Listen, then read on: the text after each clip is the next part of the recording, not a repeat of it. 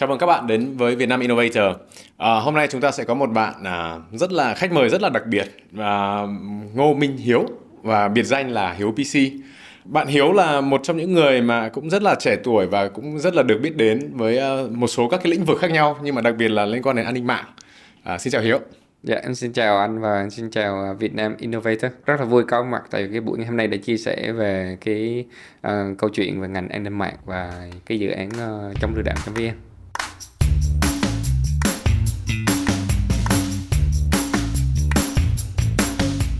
Hôm nay thì cái mảng chính của chúng ta là sẽ nói về chống lừa đảo và Dạ. những cái hoạt động của Hiếu cùng với cả đội ngũ của mình đang làm. Tuy nhiên là Hiếu cũng có một cái profile cũng khá là đặc biệt, thính giả cũng rất là muốn nghe làm sao mà mình có thể thay đổi, mà làm sao mình có thể đột phá, mình có thể là đổi mới được. Thì nếu mà nói về cái đổi mới sáng tạo ở đây thì cũng có một phần nào đó trong cái lịch sử của Hiếu. Dạ. Thì Hiếu cũng đã trải qua rất là nhiều các cái trải nghiệm khác nhau. Khi mà về đây mình có kiến thức như vậy thì bây giờ em đang xây dựng một cái là cái initiative của riêng mình là chống lừa đảo. Cái chống lừa đảo nó sinh ra như thế nào và tại sao mình lại Dạ. đi làm cái việc đấy? Đó là cũng là một câu hỏi rất là hay anh ạ. Tại vì cũng rất là nhiều người thắc mắc là dự án này bắt đầu từ đâu và tại sao em lại tâm huyết như vậy. Thực sự nó là một trong những cái phần tâm huyết, những cái dòng nhật ký của em ở trong tù đấy. Ừ. Nè. Thì trong tù thì em viết nhật ký rất là nhiều, chắc cũng khoảng 7 cuốn nhật ký. Chưa Hơn công khai chưa công bao giờ. khai, em Ừ. chưa công khai.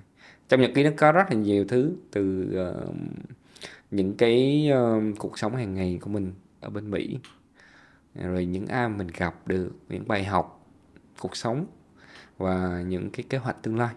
Thì Ừ. em vạch ra hết kế hoạch tương lai của em luôn. Ừ. từ Ừ. từ lúc, tại vì em không, em đôi khi là em cứ vạch ra thôi, tại em cũng chả biết khi nào em về.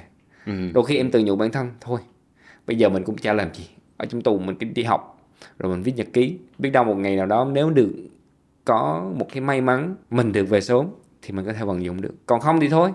Không Ừ. thì Ừ. thôi, coi như là mình viết cho vui vậy, để đấy cho mình vận động đầu óc và mình giết thời gian. Thì cũng may mắn là em vận dụng lại được, và cũng từ những cái cuốn nhật ký đó, nó vạch cho em một cái con đường đi một cách rõ ràng. Ừ. Đó là chính vì vậy mà khi em về là trong vòng vài tháng là em bắt đầu nhận việc làm ở trung tâm giám sát an toàn không gian mạng quốc gia đấy.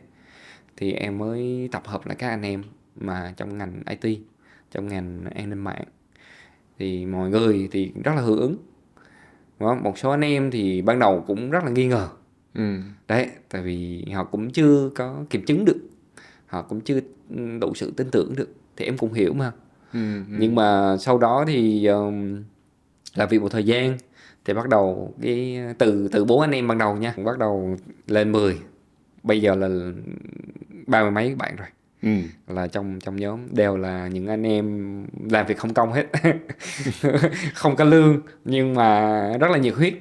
Ờ. Đó. Ờ. Anh em tất cả mọi người đều là rất là nhiều mảng, về mảng kỹ thuật, marketing, truyền thông, rồi về lập trình viên. Đấy, Ừ. Ừ. thì mọi người đóng góp từng phần công sức nhỏ. Thì khi mà em nhớ trong tù thì em có ghi rằng đó là em muốn bảo vệ cộng đồng. Em Ừ. muốn dùng cái kiến thức của mình, những cái kinh nghiệm mà ngày xưa mình làm chuyện xấu, bây giờ mình áp dụng lại nhưng mà theo hướng tốt. Ừ. Thì đó là lý do tại sao em làm cái dự án này. Và em mới thấy rằng là khi em về Việt Nam đấy, em cũng tự đặt câu hỏi rằng là tại sao Việt Nam mình lừa đảo nó nhiều quá, Ừ. nó quá là nhiều.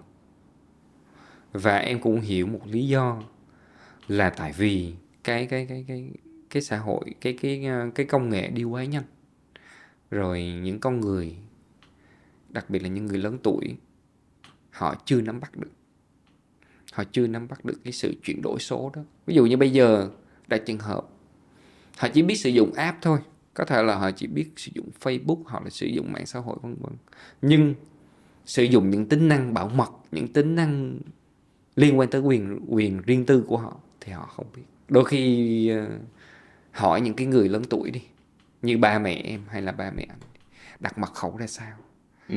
đó cũng là một cái rất là khó đối với họ, thậm chí là không biết chỗ nào để đặt mật khẩu. Đúng rồi, đúng rồi. Anh đúng không? Mà cái nhiều người lại không, tất nhiên là mình giới trẻ thì mình thấy cái chuyện đó chuyện bình thường, rất là căn bản, nhưng đối với những người lớn tuổi là một cái rất là khó đối với họ. Cho nên là họ cứ suy nghĩ đơn giản thôi, họ đặt mật khẩu đơn giản nào dễ nhớ nhất có thể. Đấy, Đúng rồi, đúng rồi. đấy, cho nên là đó là lý do tại sao mà nhiều người Việt Nam bị lừa và tài khoản bị thường xuyên bị hack hoặc bị mất tài sản hoặc là mất thông tin. Thì em làm cái dự án này là để cảnh báo, vừa đưa ra cái cảnh báo này và vừa ngăn chặn những cái trang web độc hại, giả mạo và lừa đảo, nhắm tới, đặc biệt là chỉ nhắm tới người dùng Việt Nam mình thôi. Thì sức mình tới đâu thì mình làm tới đó, chứ thật ra thì ở trên thế giới này á, những cái dự án mà tương tự như em đấy, như chống lừa đảo đấy thì không thiếu, rất là nhiều, nhưng họ thì chủ yếu thì tập trung vào tiếng Anh. Đấy, những ngôn ngữ tiếng Anh. Đấy, thậm chí bên bên châu Âu cũng vậy, những nơi mà anh đã từng tới là đều có những cái dự án tương tự. Đúng rồi, Nhưng mà đúng rồi. chỉ tập trung cho cái ngôn ngữ bản địa hoặc là ngôn ngữ tiếng Anh là chính. Đấy, chưa có ai quan tâm tới thị trường Việt Nam cả. Thì đó là lý do tại sao mà cái dự án này ra đời. Mà khi ra đời xong thì em mới thấy là quá là nhiều những cái vấn đề phức tạp. Một ngày thì phải khóa chặn ít nhất là 20 trang. Có những Trong một ngày ngày. có những ngày cao điểm lên tới cả 100 trang. Là kính thưa các loại lừa đảo đủ thể loại. Cái này là chống lừa đảo thì thực ra là đúng là nếu mà nhìn vào cái bức tranh của bố mẹ mình chẳng hạn thì ví dụ như kiểu là riêng một cái lock của điện thoại là một cái cơ bản nhất, gần như là vào được cái điện thoại là vào được rất là nhiều thứ. Thì đa số nó sẽ là password là 4 con 0 hoặc là 6 con 1 cho nó nhanh. Tại mỗi lần mở điện thoại cho nó nhanh mà. Còn không thì ngày tháng năm sinh của họ. Đấy, thì thực ra là ví dụ như kiểu là mình sẽ theo dõi một người lớn tuổi một tí, thì theo dõi khoảng 2-3 hôm là mình sẽ biết là cái password của họ là gì. Đúng không? Thì nó rất là dễ. Thì cái việc này gần như là mình muốn ngăn chặn thì là cũng sẽ nó chỉ đến một cái mức nào đó thôi. Nhưng mà liệu có cách nào mà nó có giải quyết được cái root cause của việc này không? Bây giờ mình đang là dạng như kiểu là xây cái tường, chỗ nào mà mình cảm thấy rủi ro thì mình xây tường lên. Nhưng mà nó sẽ có rất là nhiều các cái nguồn nó khác nhau, thì có cách nào mà có thể là bên chống lừa đảo cũng có thể là anh em suy nghĩ về cái việc là mình sẽ giải quyết từ cái nguồn gốc của nó. Đúng rồi ạ. Thì tụi em đang làm hai cách. Thì các anh em đang làm trong chống lừa đảo đấy là đang quyết tâm phối hợp với nhiều bên, nhiều hãng công nghệ, nhiều nền tảng online như là Facebook và những cái nền tảng mạng xã hội, hoặc là những cái trình duyệt cũng như là các chương trình diệt virus. Thì khi mà khó chặn trên chống lừa đảo đi ha, thì tất cả các bên như là chương trình diệt virus nè, trình duyệt web nè, và một số cái nền tảng mạng xã hội họ sẽ khó chặn dựa theo cái danh sách đen đó một cách nhanh nhất có thể. Đó là thứ nhất. Thứ hai nữa là em cũng đang mong muốn rằng là trong năm nay và bắt đầu lên kế hoạch để cho năm sau sẽ đi tới nhiều trường đại học hơn để mà chia sẻ với lại các bạn trẻ, các bạn sinh viên về kiến thức an toàn thông tin. Sau đó để các bạn có thể về chia sẻ lại với lại gia đình mình, với lại người thân của mình. Và cái hướng tiếp cận tiếp theo nữa là mong muốn làm sao có thể tiếp cận với lại những cái người lớn tuổi hơn thông qua những cái hội người lớn tuổi, hoặc là hội phụ nữ, hay là những cái hội của nhà nước, để mà từ đó có thể đi tới đó mình chia sẻ ở nhiều tỉnh thành khác nhau. Đấy, một cách thực tiễn. Thì tụi em thì làm slide trình chiếu cũng đã xong sẵn hết rồi. Quy trình cũng đã làm rất là nhiều nơi rồi. Thực ra thì lâu nay là cũng đã đi tới rất là nhiều trường đại học rồi, cũng từ đó cũng có được những cái kinh nghiệm gặt hái được, và cũng biết những cái gì mình cần phải chỉnh sửa để mà nó tốt hơn đấy. Thì em mong muốn rằng mang cái chương trình này nó lan tỏa hơn. Nhưng mà cái khó nhất của tụi em hiện tại á, là về mặt kết nối thì cũng đang yếu. Thứ hai nữa là về mặt tài chính. Đấy, để mà hỗ trợ cho các bạn đi tới những cái vùng các tỉnh thành, hoặc là thậm chí là những cái vùng sâu vùng xa. Tại vì những cái đối tượng lừa đảo thì họ thường nhắm tới là những cái người làm công nhân này, hoặc là những cái vùng tỉnh thành vùng sâu vùng xa. Tất nhiên thì trong thành phố vẫn có, nhưng những cái người ở vùng sâu vùng xa thì họ lại chưa nắm được cái Thứ nhất là họ chưa hiểu rõ được cái nguy hiểm khi bị lộ thông tin như thế nào. Ừ. Thứ hai là họ vẫn chưa nhận biết được những trang web lừa đảo nó ra sao. Đấy, hoặc là ví dụ như một tin nhắn lừa đảo nó như thế nào, Ừ. để họ còn nhớ, để mà còn tránh được. Nó giống như là mình cho họ vaccine vậy đấy, để họ có cái sức đề kháng. Tất nhiên thì cái vaccine này nó sẽ nó chỉ là tương đối thôi, chứ Ừ. không thể nào tuyệt đối được. Ví dụ như mình đi tiêm vaccine Covid cũng vậy, nó chỉ Đúng được rồi. một thời gian thôi, chứ nó không thể mà mãi mãi được. Đó.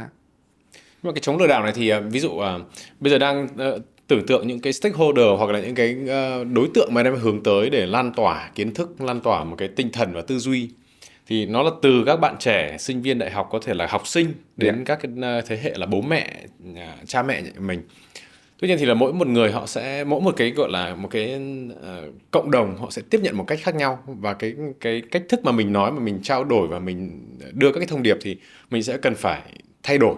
Dạ. Với các bạn trẻ, ví dụ như các khán giả của Vietcetera thì chắc là sẽ dễ hơn.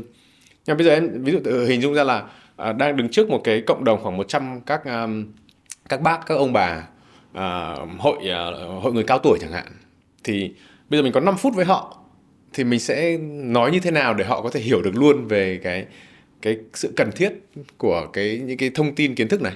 Thường thì tiếp cận từng lứa tuổi sẽ có những cái cách trình bày khác nhau. Ví dụ như những người lớn tuổi thì mình phải hiểu rõ được cái tâm lý của họ như thế nào là thứ nhất. Thứ hai nữa là những cái app nào mà họ thường xuyên sử dụng. Chứ mình không có thể nói là linh tinh lang tan được. Ví dụ như thường những người lớn thì họ hay sử dụng Facebook nè, Zalo nè. Đấy là hai cái chính. Thì mình chỉ tập trung vào cái đó thôi. Chứ mình không có thể nói là phải sử dụng chương trình diệt virus này, virus kia. Thì nói như vậy họ sẽ không hiểu là thứ nhất. Thứ hai nữa là nó quá rắc rối để mà họ nhớ. Cho nên là tụi em ví dụ như sau này có tiếp cận được những cái thành phần người lớn tuổi á, thì ta tập trung vào những cái nền tảng mạng xã hội chính mà họ đang sử dụng. Và tin nhắn SMS, văn bản, tại vì nó có liên quan tới tài khoản ngân hàng. Đấy. Thì mình sẽ hướng dẫn cho họ là nào là đặt mật khẩu làm sao cho an toàn. Thứ hai là bật chế độ bảo mật 2 bước. Ví dụ như có thể là liên kết với số điện thoại, hoặc là sử dụng qua một cái app thứ ba như Google Authenticator. Đấy. Thì mình sẽ hướng dẫn cho họ. Rồi đồng thời ví dụ như là bật những cái tính năng mang tính tăng cái quyền riêng tư của họ hơn. Ví dụ như là không cho hiện danh sách bạn bè nè, không cho hiện số điện thoại nè, hoặc là email. Đấy, thì mình sẽ hướng dẫn họ bật những cái tính năng đó lên. Thế nghĩa là mình cũng sẽ gần như là hand holding và hướng dẫn từng bước nhỏ như vậy một, nghĩa là trong cái phần setting của các cái social media. Đấy, đặc biệt là đối với là những người lớn tuổi. Còn những cái bạn trẻ thì nó sẽ bao quát hơn, nó sẽ rộng hơn. Tại vì các bạn chỉ cần nắm được cái kiến thức căn bản thì các bạn tự mày mò được. Các bạn trẻ thì nó dễ chỗ đó. Hiện tại thì với những cái hoạt động kiểu như này của các anh em chống lừa đảo, thì ở Việt Nam thì anh cũng được biết là bọn em cũng đã có một số các cái đối tác của mình cùng tham gia, cùng đồng hành rồi. Thì không biết là khi mà mình đến gặp các cái đối tác của mình thì họ tiếp nhận những cái hành động, những cái hoạt động này của chống lừa đảo như thế nào? Dạ thì ban đầu thì khi mà để được hợp tác với lại những cái hãng lớn đấy, thì tụi em phải chứng minh được chống lừa đảo là phải chứng minh được là mình đang làm tốt, và đảm bảo được cái việc mình xác thực những cái trang web, những cái đường link độc hại là đúng và không có sự can thiệp nào khác từ bên ngoài. Thì sau một thời gian tụi em hoạt động cỡ 6 tháng đấy, thì mới bắt đầu là nhận được những cái tín hiệu tốt. Bắt đầu là từ bên nước ngoài, một cái công ty nhỏ của bên Google đấy, nó gọi là Virus Total, thì bắt đầu hợp tác với tụi em. Thì kể từ đó là những cái đối tác khác bắt đầu là mình đi liên hệ với họ nó cũng rất là dễ dàng hơn. Đấy, thì từ đó thì tụi em mới được sự tin tưởng của những cái hãng lớn hơn, ví dụ như là Microsoft nè, Opera nè, Kaspersky, và thậm chí là Twitter. Rồi sau đó thì tới thị trường Việt Nam thì tụi em hầu hết là những cái công ty về chuyên về an ninh mạng hàng đầu tại Việt Nam đấy, như là Viettel Cyber Security, là một công ty thuộc dạng top 3 ở Việt Nam mình. Ừ. Đấy, thì bắt đầu hợp tác mới gần đây, chắc trong vòng 2 tháng nay. Ừ. Thì hỗ trợ chia sẻ dữ liệu và đồng thời là đưa ra phương án để mà ngăn chặn kịp thời nạn lừa đảo trên không gian mạng. Ừ. Đấy. Thì cái nó cũng, tất cả cái gì nó cũng phải có quy trình của nó. Và khi làm thì thường là họ cũng có một số ràng buộc, ví dụ như là phải đảm bảo được cái sự minh bạch, mang tính chuyên môn là mình phải đảm bảo được những cái trang web mình đánh giá nó phải đúng theo cái tiêu chuẩn của họ. Ừ. Ừ. Chứ tại vì là nhiều người cũng thắc mắc là tại sao mình không xử lý hàng loạt hoặc là tự động được. Em mới nói với họ là nếu mà tự động đấy thì cái độ sai lệch chắc chắn sẽ có. Ừ. Mà khi trong cái ngành an ninh mạng này, đặc biệt là trong cái mạng à, ngăn chặn và đánh giá các trang web độc hại đấy, nó rất là nhạy cảm. Ví dụ như một ngân hàng uy tín đi bị mình đánh giá sai là mình sẽ Ừ. gặp rất là nhiều rắc rối.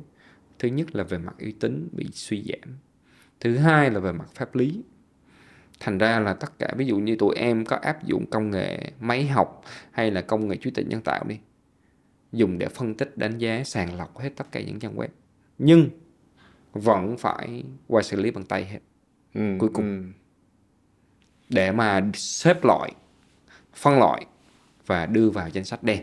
Chứ cứ thấy cái trang nào nó cũng đưa vào là xong, coi như là mình sẽ mất hết các mối quan hệ, thậm chí bên nước ngoài và bên Việt Nam. Ừ. Các công ty tập đoàn lớn họ đều làm xử lý như vậy hết. À. Thậm chí Google đều xử lý bằng tay hết. Nghĩa là hiện tại thì là mặc dù mình nói đến chuyển đổi số rồi là các công nghệ rồi AI các thứ thì nói rất là nhiều. Tuy nhiên ở đây thì cái lĩnh vực này nó vẫn đòi hỏi một cái sự kết hợp Chính giữa xác, cái độ công chính nghệ xác cao. và con người. Dạ. Nếu mà chúng ta nói về con người thì anh cũng rất là tò mò, tại vì là cũng từng làm công ty công nghệ, và cái sự thiếu hụt nhân sự trong cái ngành công nghệ nó luôn luôn là một cái câu chuyện rất là lớn. Mặc dù ở Việt Nam mình cũng có rất là nhiều trường đại học, rồi là hàng năm có hàng chục nghìn các bạn IT engineer ra trường. Tuy nhiên là để đáp ứng được cái nhu cầu của thị trường hoặc là kể cả cái khu vực chẳng hạn hoặc thế giới thì gần như là mình đang chưa hoàn toàn đáp ứng được. Dạ. Nhưng mà nói riêng về ngành an ninh mạng hoặc cyber security này thì nó còn thiếu hụt hơn rất nhiều nữa. Thì không biết là để em đảm bảo mở rộng được và scale được cái dự án chống lừa đảo này, công nghệ thì mình không nói rồi, thì là scale với cả replicable của mình làm được. Tuy nhiên là con người nó vẫn là đòi hỏi có mặt của con người đấy. Thì làm sao mà mình đảm bảo được cái nguồn và làm sao đảm bảo được cái trình độ kiến thức để làm sao Dạ. lan tỏa được nhanh. Thì hiện tại là tụi em là nhóm hiện tại là đang sử dụng sức mạnh cộng đồng. Mà đó cũng là cái mục tiêu mà em cũng từng ghi trong cái cuốn nhật ký của em, là làm gì nếu mình có sức mạnh của cộng đồng thì mình sẽ làm được. Nếu mà muốn đi nhanh á, thì mình đi một mình, nhưng mà muốn đi xa thì phải đi cùng nhau. Ừ. Đấy, cho nên là em mới thấy rằng là khi mà em làm cái dự án này là mang tính cộng đồng, mọi người cùng nhau bảo vệ. Tính tới nay á, thì cộng đồng chống lừa đảo của em á, là cũng gần 300 bạn, 300.000 thành viên. Còn thành viên trụ cột, thành viên chính thức đó, thì cỡ hơn 30 người. Ừ. Nhưng mà cộng đồng mà cùng tham gia bảo vệ nhau đấy thì cỡ khoảng 300.000 người. Những người này là họ sẽ trao đổi lẫn nhau nè, hỏi nè, họ có thể lên trên group. Ví dụ như tụi em có group ở trên Telegram thì tất cả mọi người có thể chia sẻ. Ví dụ như có thể hỏi là tôi mới nhận được tin nhắn này, các bạn có thể coi giùm tôi là cái tin nhắn này có phải lừa đảo hay không. Lúc đó sẽ có cộng đồng vào chỉ luôn. Đây, tụi em may mắn bây giờ là tạo được cộng đồng khá là ổn. Hầu như là admin hay là người quản trị viên bây giờ cũng khá là nhàn. Tại mọi người bây giờ cũng khá là có kiến thức rồi. Đã vào cộng đồng chống lừa đảo thì hầu như mọi người là bắt đầu là có cái nhận thức. Thì ít nhất là tụi em thì cũng có mang được cái nhận thức cho ít nhất được 10.000 người.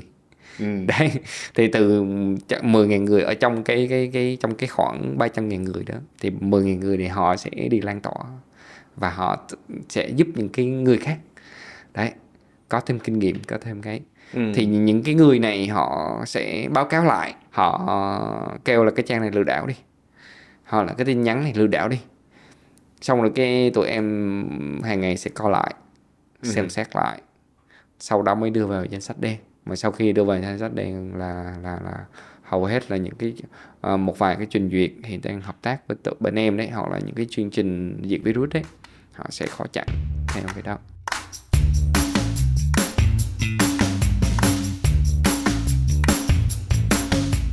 Rất là tò mò về cái việc này. Ví dụ như kiểu là với tốc độ hiện tại, với những con số hiện tại mà 30 anh em đang làm, thì để mình có một cái thị trường online hoặc là thị trường gọi là digital mà nó sạch sẽ, thì theo em thì chúng ta sẽ cần phải có bao nhiêu người để có thể là hỗ trợ được? Em nghĩ thì cái vấn đề mà tụi em đang nhận thấy rõ nhất á, là làm sao hỗ trợ được những nạn nhân, nói chung là những người làm sao họ tránh được cái việc là họ sẽ chuẩn bị lừa, chuẩn bị lừa đảo đấy. Thì tụi em đang kết hợp với một số bên liên quan tới pháp lý chuyên về luật ở Việt Nam mình, đấy, như là thư viện pháp luật. Thì họ có đội ngũ, thì họ mới cung cấp cho bên em là một cái số điện thoại tổng đài của bên họ và một cái email riêng. Thì chuẩn bị trong tuần này là sẽ công bố cho tất cả mọi người biết là khi ai gặp vấn đề vì gì mà liên quan tới các vụ lừa đảo mà không biết làm như thế nào, thì đây, có số điện thoại có thể gọi, có email có thể email, là sẽ được hỗ trợ miễn phí về tất cả về mặt pháp lý. Thì như em nói, đây là mình đang kết hợp sức mạnh cộng đồng. Chứ thực ra thì đội ngũ của tụi em thì có 30 mấy người thôi. Bây giờ muốn scale ra, muốn mở rộng ra thì phải đi hợp tác. Thế có nghĩa là nếu mà để mở rộng thì gần như là cái đội 30 người đó gần như là sẽ không cần phải nở ra, Dạ nhưng không. mà là cái cộng đồng sẽ phải nở ra. Phải nở ra. Và cộng đồng đây thì không chỉ nói đến các cái cộng đồng là chuyên gia về an ninh mạng, nhưng mà đây là có các cái dịch vụ pháp luật này, có thể là sẽ có bảo hiểm này, có thể là có những cái bên khác nhau có thể tham gia vào cùng. Thật ra là cái câu chuyện cộng đồng thì trước đây cũng có rất là nhiều các bạn trong ngành blockchain rồi là crypto rồi các thứ, thì chỗ đấy thì gần như là một trong những công việc chính là sẽ có một community manager, xây dựng cộng đồng. thì xây dựng cộng đồng. Mà cái việc xây dựng cộng đồng nó không hề dễ, Khó. Với cả các cái dự án blockchain rồi crypto thì là mấy dự án mới chẳng hạn thì nó sẽ khó rồi. Nhưng mà anh cũng được biết có một số các công ty rất to họ cũng muốn xây dựng cộng đồng, nhưng mà không thể nào mà có đủ sức và không có thể là chưa có cái kiến thức hoặc là có một cái gì đó gắn kết để có thể xây dựng một cái cộng đồng được. Thế thì em có thể chia sẻ thì làm sao mà mình có thể là xây dựng được một cái cộng đồng 300.000 người mà vẫn theo mình và vẫn hoạt động hàng ngày được? Nói chung là em cũng may mắn là ở chỗ là khi mà mình thông qua những cái bài báo nè, thông qua TV nè, thì họ cũng biết tới nhóm chống lừa đảo. Ra thì tụi em thì cũng làm khá là nhiều những cái event, sự kiện đấy, để mà nâng cao nhận thức về an toàn thông tin cho cộng đồng đấy. Rồi từ đó thì họ cũng tin tưởng và giữ cái mối quan hệ đó, để mà tham gia cái cộng đồng nó được phát triển hơn. Thì như cái xây dựng cộng đồng thì như anh nói, nó cũng tốn thời gian rất là nhiều. Em thì xây dựng cái cộng đồng này chắc cũng gần 2 năm đấy nha. Còn riêng cái cộng đồng ở một số cái nền tảng mới như là Telegram đi, thì Việt Nam mình bắt đầu cũng nhiều người sử dụng đấy, thì tụi em cũng xây dựng được cũng hơn 10.000 người rồi. Đấy. Là cũng trong vòng 6 tháng. Đã có bao giờ em đã ngồi và nghĩ về một cái việc là khi mà mình đã có cộng đồng đấy rồi, tại vì việc xây dựng cộng đồng không phải là dễ thì hai anh em đều confirm rồi. Nhưng mà khi mà mình đã có một cái cộng đồng như vậy rồi là 300.000 người thì mình sẽ có một cái trách nhiệm rất là cao. Thế thì khi mà em có thể bây giờ nếu mà ngồi mà reflect lại thì thực ra là mình đang có trách nhiệm với 300.000 người đó. Đúng rồi. Tại mình là người đưa họ vào, với cả mình là người các cái cung cấp đào tạo rồi là trao đổi. Em có cảm thấy bị áp lực không? Khi mà biết là mình đằng sau mình đang có một cộng đồng 300.000 người và nó sẽ nở ra thêm. Thì có bị cái áp lực về công việc hay là về cái phát ngôn của mình rồi là về các cái hoạt động của mình thì liệu có bị nặng áp lực không? Dạ thì thực ra thì cũng có và cũng không đấy.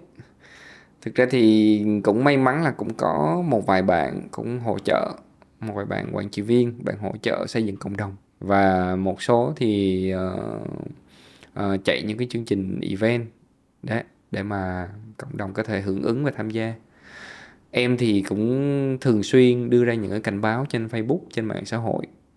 Ví dụ như cảnh báo về lừa đảo, hoặc là những cái bài thống kê về những cái hoạt động lừa đảo mới trên không gian mạng đấy, để mọi người có thể cảnh giác hơn. Thì đôi khi thì mình cũng phải cân nhắc rất là nhiều. Thì mình cũng phải biết cái nào mình nên chia sẻ, cái nào mình không. Thì tại vì làm cái ngành này nó cũng khá là nhạy cảm đó nè. Đấy, ví dụ đặc biệt là liên quan những cái gì về blockchain đi không. Đấy, nếu mà chia sẻ không đúng thì cũng rất là mệt. Đúng rồi. Đấy, thì thành ra là họ lại kêu mà là mình lại cướp đi miếng ăn của họ hay là như thế nào đấy. Cho nên là tụi em cũng phải đôi khi bây giờ là cũng khá là cân nhắc trong cái việc đăng bài. Đấy, hạn chế rất là nhiều, đăng bài viết và chỉ chia sẻ những cái gì nó thiết thực nhất và theo số đông nhất. Mặc dù biết rằng là khi làm cái này thì đôi khi là tụi em cũng vẫn thường xuyên nhận được những cái tin nhắn này, những cái email chửi bới và thậm chí là đe dọa luôn đấy. Thì tại vì mình đang đi đá đồ chén cơm người khác mà. Đúng rồi. Cho nên là đôi khi là họ cũng rất là ghét. Họ cũng lên trên mạng họ chửi, rồi họ bắt đầu lôi cái chuyện cũ của quá khứ của mình đó, của em ra, để mà họ nói này nói kia. Nhưng mà thực ra cái đó là một cái điều nó sẽ xảy ra, và em cũng đã đoán trước được rồi. Thì mình chấp nhận thì mình mới đi theo cái cuộc chơi này được. Nếu mà em tưởng tượng là những cái gì mà em đã làm được đến bây giờ là được khoảng 2 năm rồi đúng không? Nghĩa là cái hoạt động này, các chống lừa đảo là anh em đã bắt đầu có ý tưởng và triển khai là được 2 năm. Cái này thì là đúng là những câu nói vừa rồi của em là nếu mà muốn đi nhanh thì đi một mình, còn nếu mà muốn đi xa thì đi cùng nhau. Thì có vẻ như đây là một cái câu chuyện đi xa rồi. Đi xa. Thế nếu mà đi xa thì bây giờ em hình dung cái chống lừa đảo nó sẽ là như thế nào? Nó sẽ là cái gì trong tương lai? Tụi em thì cũng có lên cái kế hoạch dài hơi hơn, một cái roadmap.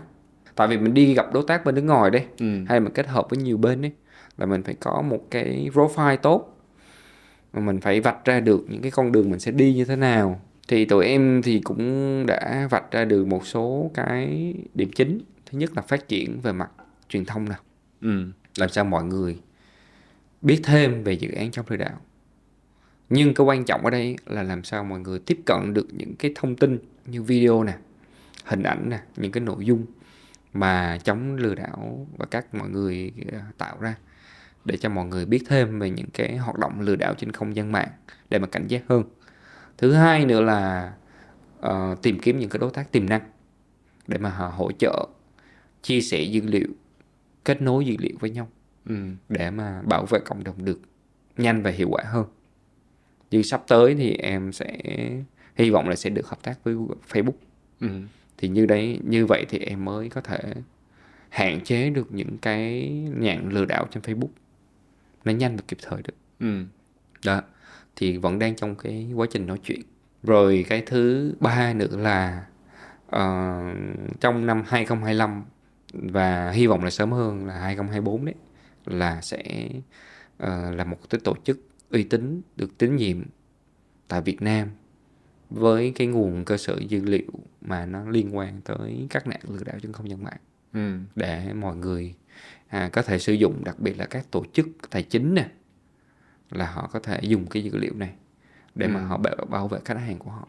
Ví dụ như là ngân hàng, các tổ chức tín dụng cho vay, vân vân. Làm sao bảo vệ được người dùng? Một cái cơ bản nhất là lấy ví dụ của bố mẹ mình chẳng hạn, là sử dụng một số các cái app như kiểu là Facebook, rồi Zalo, rồi Viber, rồi có thể vài cái app khác nữa thôi. Thì liệu mình có giải quyết được vấn đề bằng cách là mình chỉ làm việc hợp tác với cả những công ty chủ của những cái app đó? Thì nếu mà nói tóm lại ở cái góc độ không phải là chuyên gia nhé, nếu mà mình làm việc với cả VNG, làm việc với cả Meta, làm việc với cả các bên Viber chẳng hạn, và mình sẽ bắt tay với họ, thì như thế là đã đủ an toàn cho những người lớn, người cao tuổi chưa? Tất nhiên là chỉ mang tính tương đối thôi. Tại vì những cái hội nhóm lừa đảo, những cái đội lừa đảo bây giờ họ rất là tinh vi. Ví dụ như là một cái trang web có thể là bị khóa chặn trong vòng vài tiếng đi, hay là trong ngày, nhưng mà trong vòng khoảng 1-2 tiếng sau là lại có một trang mới với cái phương thức lừa đảo y hệt như vậy. Cho nên cái việc khó chặn nó chỉ là mang tính tương đối ở chỗ là mình ngăn chặn được một phần nào đó đối với những nạn nhân nào có thể xảy ra. Còn những cái trang web mới thì tất nhiên là mình phải tiếp nhận và thường xuyên theo dõi đấy, giám sát đấy, thì mình mới nắm bắt được kịp thời. Nhưng mà mình phải chiến đấu liên tục, tại vì mình không chiến đấu thì bọn chúng nó sẽ cứ, cái bọn lừa đảo đấy nó sẽ cứ tiếp tục cái hình thức đó.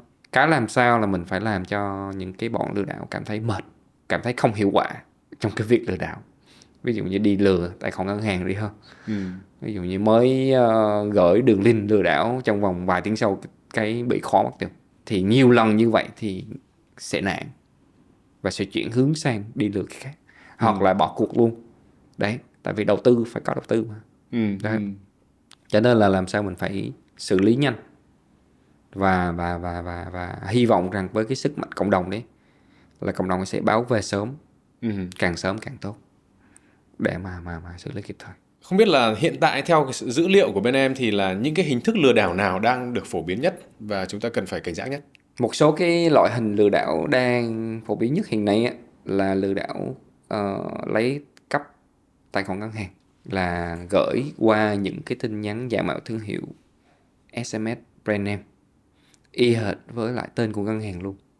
Thì khi nhận được thì người dân cứ nghĩ là từ tin nhắn từ ngân hàng, nhưng mà khi nhận được cái đường link thì đường link nó không phải. Nếu mà để ý kỹ thì sẽ không phải. Nhưng mà một người không hiểu về công nghệ hoặc là low tech đấy, thì họ nhìn thì họ lại bị đánh lừa. Và khi vào thì họ đăng nhập là họ sẽ bị chiếm đoạt tài sản.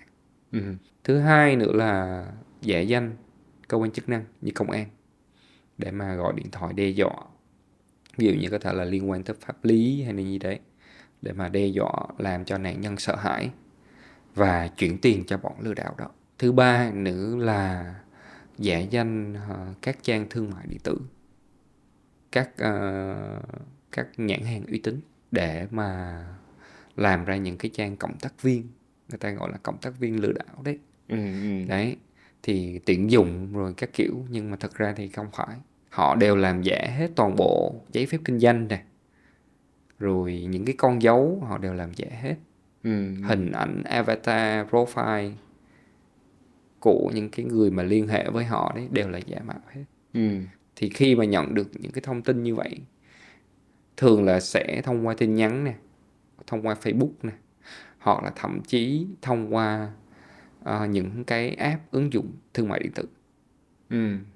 Đấy, làm cho người nhận được cái tin đấy họ bị đánh lừa, rồi họ tham gia, họ đầu tư và họ trở thành nhân viên của công ty ảo đó.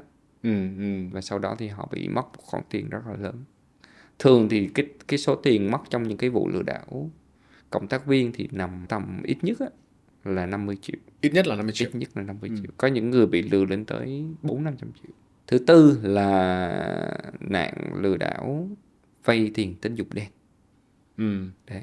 Thì những cái người này đa phần là họ vô một cái bước đường cùng rồi. Họ rất là khốn khổ thì họ cũng còn tiền. Thì họ vay, họ lên trên mạng, họ kiếm những trang web vay tiền. Tại vì nó dễ mà. Vay tiền không có tiền trả. Rồi số tiền nó, ví dụ như vay 2 triệu, qua ngày sau có thể là 2,5 triệu, hoặc là qua tuần sau có thể là 4-5 triệu. Số tiền nó cứ tăng lên double, gấp đôi vậy đấy. Thì những người này thường là sao, họ sẽ bị bôi nhọ danh dự này, uy hiếp tinh thần, và thậm chí là còn bị nói chung là bị quấy rầy những cái người thân xung quanh, rồi thông tin cá nhân của họ bị rao bán cho những cái kẻ lừa đảo khác.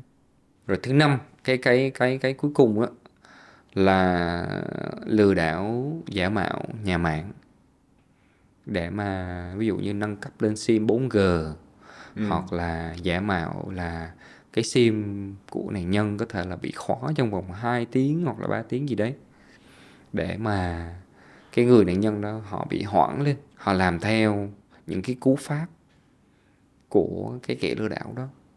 Thì những cú pháp này có thể là nó sẽ chuyển từ cái sim thật sang eSIM, và từ đó là cái số điện thoại đó bị nắm giữ và bị điều khiển bởi kẻ lừa đảo.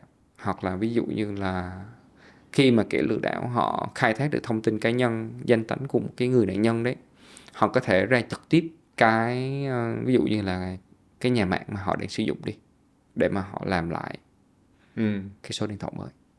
Tại vì thông tin cá nhân bây giờ rất là rẻ, chỉ tốn 99 cent thôi, có nghĩa là cỡ khoảng 22.000 đồng Việt Nam cho một thông tin. Mà thông tin đơn giản lắm, biết số điện thoại một người nào đó sẽ bấm ra hết, lấy được hết toàn bộ thông tin cá nhân. Rồi từ thông tin cá nhân đó là cái bọn lừa đảo sẽ tìm hiểu thêm và bắt đầu là thực hiện những cái hành vi lừa đảo. Thì khi mà bị mất cái sim điện thoại, cái số điện thoại bây giờ nó rất là nguy hiểm. Tại vì hầu hết những cái số điện thoại bây giờ là liên kết với tài khoản ngân hàng nè, tài khoản email nè, tài khoản mạng xã hội. Thì khi mà đã nắm được cái đó thôi, nó giống như là một cái chìa khóa mở ra hết tất cả. Đúng là 5 cái này thì nếu mà nghĩ ra thì gần như là ai cũng sẽ đã gặp phải hết rồi. Nếu mà kể cả mình là cẩn thận đến mấy thì mình cũng sẽ gặp những cái trường hợp này hết. Tuy nhiên là đúng là như em nói là cái số điện thoại hoặc cái SIM nó là một cái quan trọng, tại vì là hiện giờ là mình là một người consumer hoặc user thôi, thì cũng thấy là gần như là chỗ nào mình cũng sẽ phải có số điện thoại, và làm cái gì là cũng phải có số điện thoại hết. Bây giờ làm sao mà ví dụ như kiểu là một cái tư vấn từ em là mình cần phải làm gì, một cái cơ bản nhất cần làm gì để mình bảo vệ được cái số điện thoại hoặc cái SIM của mình? Ra nó là một câu hỏi khó đấy. Thứ nhất là quá là nhiều nguồn lộ lọt thông tin dữ liệu rồi.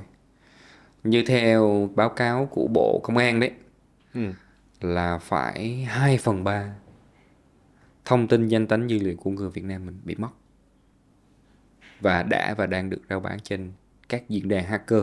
Mình á, thường là chỉ có một số điện thoại di động và sử dụng lâu dài. Nhưng mà muốn bảo vệ được cái số đó thì phải bảo vệ ngay từ ban đầu. Còn mà muốn bảo vệ bây giờ thì phải mua một số mới. Thì mình có thể là mình dùng cái số điện thoại đó cho những cái đăng ký trên mạng, trên online. Đấy, giống như là một cái SIM thứ hai, chỉ dành cho những cái việc đăng ký linh tinh thôi ở trên mạng xã hội. Còn khi mà ví dụ như giao dịch làm ăn, mua bán thì có thể sử dụng số chính của mình. Đó là những cho những người cẩn thận. Đấy, thì mình sẽ tách biệt ra giữa công việc và cá nhân.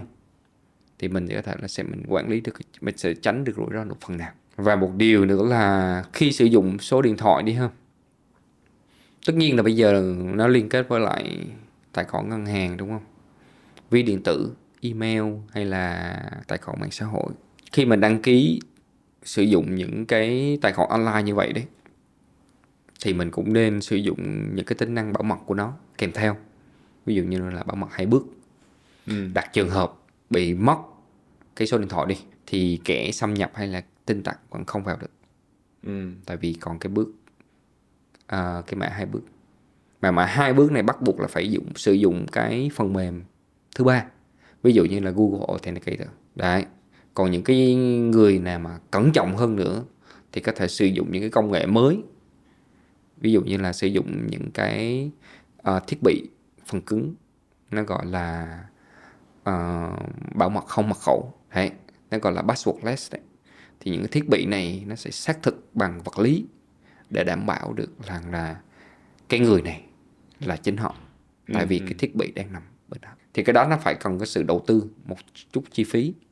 Nhưng mà đối với người bình thường đấy, một cái người mà tầm không có nhu cầu bảo mật cao mấy, thì em thấy là chỉ cần bảo mật 2 bước thông qua ứng dụng bên thứ ba là ok rồi. Nó là một cái câu chuyện em vừa kể, thực ra từ câu chuyện của cá nhân đến cái ý tưởng tại sao sinh ra một cái chống lừa đảo cộng đồng, rồi là các cái công việc và các cái hành động trong tương lai. Anh cũng rất là tò mò là trong cái cộng đồng của em thì sẽ có rất là nhiều người này người kia. Dạ. Ví dụ như kiểu là đối với cả Việt Nam Innovator thì theo em thì em tư vấn là Việt Nam Innovator nên gặp ai để có thể là bạn của em, là trong network của em. Nên gặp ai để trao đổi, để có thể lại cũng mang kiến thức kiểu như này để chia sẻ. Những anh em ở trong nhóm chống lừa đảo đấy là cũng rất là nhiều bạn rất là tâm huyết cho cộng đồng. Ví dụ như anh có thể liên hệ với bạn Nguyễn Hưng, chuyên gia an ninh mạng về phòng thủ của bên vietnit.vn, hoặc là bạn Mạnh Lục. Bạn Mạnh Lục cũng là một chuyên gia an ninh mạng rất là nổi. Bạn cũng từng là nhân viên của Microsoft. thì bạn sẽ có thể là sẽ có những cái hướng chia sẻ khác nhau hơn để mà mọi người có thể biết thêm về, đặc biệt là về chống lừa đảo nè, và biết thêm về những cái hoạt động về an ninh mạng trên không gian mạng như thế nào theo từng cái khía cạnh khác nhau. Rất cảm ơn em về Dạ. cái recommendation. Còn về cuối cùng, câu hỏi cuối cùng là ví dụ như kiểu là với cái hiểu biết của em, Vietcetera có thể hỗ trợ được anh em chống lừa đảo bằng cách nào? Về mặt truyền thông nè, để mọi người có thể biết thêm về cái dự án chống lừa đảo, và hy vọng rằng là ví dụ như là có thể là sẽ hỗ trợ tư vấn về mặt marketing, hay là tạo ra những cái nội dung content video sao cho nó dễ hiểu và nó thu hút. Như tụi em thì rất là yếu về mảng marketing, anh em làm kỹ thuật không có rành về marketing, thành ra khi làm những cái video đăng lên TikTok đấy nó buồn cười lắm, mà em coi thì em cũng buồn cười thật, thành ra là đôi khi cái kênh nó cũng chả phát triển, thành ra tụi em thì cũng nản, không có biết cách làm sao để mình truyền đạt nó đúng đấy. Em thì cũng có ý để mà làm, ví dụ như là có thể là phỏng vấn các nạn nhân này, cái đó chưa ai làm, mà nạn nhân của trong lừa đảo thì rất là nhiều. Đúng rồi. Mình có thể liên hệ ngay vào luôn và kính thưa các loại lừa đảo khác nhau, và từng tập có thể chia sẻ từng cái nội dung lừa đảo khác nhau, mà phỏng vấn trực tiếp nạn nhân. Thì tất nhiên có thể là mình phỏng vấn bằng cách là mờ cái mặt của họ lại, hay là ẩn danh tính của họ, đại loại vậy. Nhưng mà nó sẽ mang tính thực tế hơn là mình đi dẫn tin, hoặc là hơn là mình đi copy những cái nội dung từ những cái trang thông tin khác. Đúng đấy. rồi. Đây là em cũng có góp ý những các bạn như vậy, nhưng mà các bạn lại không có, thứ nhất là các bạn lại không có kinh nghiệm, không có kinh nghiệm để mà dẫn dắt câu chuyện này, hay không có kinh nghiệm để mà làm nó sao nó một cách bài bản. Và đây là những cái vấn đề nhức nhối mà em cũng đang rất là đau đầu. Muốn phát triển kênh YouTube, TikTok, Facebook, và TikTok bây giờ rất là nhiều, tiếp cận được rất là nhiều người, nói chung là rất là nhiều lứa tuổi khác nhau, từ trẻ cho tới lớn tuổi. Tại vì bây giờ thì họ rất là bận rộn, không có thời gian để mà đọc. Đúng rồi. Họ có thời gian để mà coi hơn. Ví dụ như coi một cái clip có thể là 30 giây hoặc 1 phút, xong hiểu được vấn đề. Đúng ok, rồi, đây đúng rồi. lừa đảo như thế này, các phòng chống ra sao, giải pháp như thế nào, liên hệ với những ai. Đấy, đơn giản vậy thôi. Nhưng mà tới nay tụi em vẫn không làm được. Mặc dù là danh sách nạn nhân thì nó cứ dày, nó cứ càng ngày nó càng dài ra. Thực ra là rất là hy vọng là một trong những có thể là khán giả Vietnam Innovator và Vietcetera cũng sẽ cảm thấy hứng thú và có thể là nhảy vào cộng đồng và hỗ trợ anh em làm việc đó. Thì rất là cảm ơn Hiếu đã dành thời gian cũng bay từ Hà Nội vào Sài Gòn để chia sẻ với anh em về câu chuyện của chống lừa đảo, và rất là mong là cộng đồng sẽ càng ngày càng lớn và bền vững. Cảm ơn Hiếu. Dạ, em cảm ơn anh rất là nhiều. Cảm ơn Vietnam Innovator rất là nhiều. Dạ. Office House marries German quality with functional design, resulting in a future-proof concept blending sustainability, passion, and international standards. Inspired by Bauhaus design and the minimalist office house is the modern-day answer to a burgeoning city's and Gen Z's needs. A modern, efficient, inspirational space that helps attract and retain sharp workforces while increasing productivity and efficiency, thereby reducing operational expenses. Office House, the perfect solution for your modern office needs.